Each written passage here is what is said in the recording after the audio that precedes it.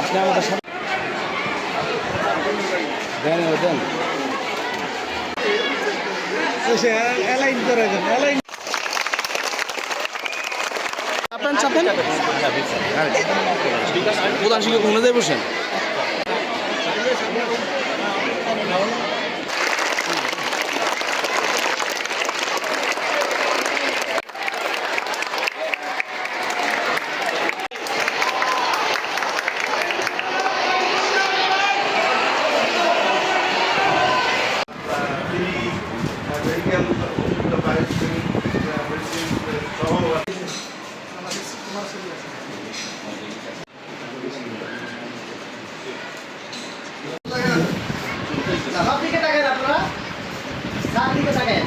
প্রতিষ্ঠান গেছে এত ছাত্রছাত্রী আমাদের গর্বিত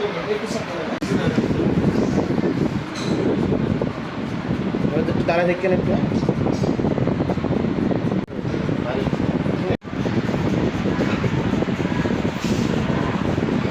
যে এ ধরনের লোকদের আমরা সাক্ষাৎ পাবো তোমাদের মাঝে উপস্থিত। এখানে 1901 সালে আজ থেকে 125 বছর এখান থেকে সে আসছে তার এলাকায়। কারণ এই বিদ্যালয়টা যখন প্রতিষ্ঠা করেছিল সেই সময় এই এলাকায় মেয়েদের তো পড়াশোনার সুযোগ ছিলই না, ছেলেদেরও ছিল যা তাদেরকে হয়তো 10 ক্রোশ বা 12 ক্রোশ 15 ক্রোশ দূরে যেতে হতো।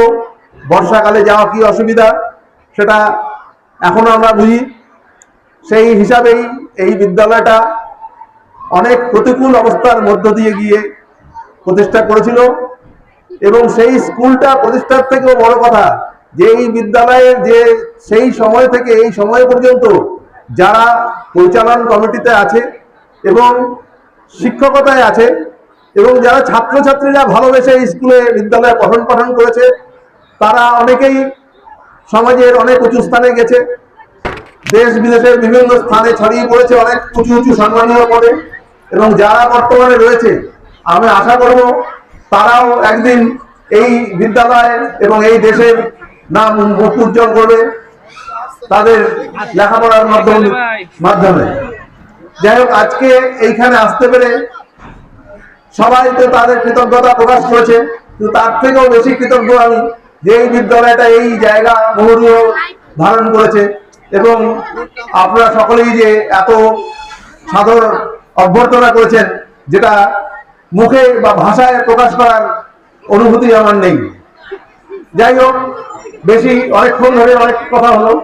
আগামী দিনে এই স্কুল যেন উত্তরোত্তর বৃদ্ধি পায় এবং ছাত্রছাত্রীরা আরো উন্নত পড়াশোনা করে শিক্ষিত হতে পারে এবং আমি যদি বেঁচে থাকি এবং আসার অবশ্যই চেষ্টা করব। অনেকেই বলেছেন যে আমি যেন বারে বারে আসি তাদের মাঝে, তাহলে তারা উৎসাহিত হবে। আমি অবশ্যই চেষ্টা করব আসার জন্য।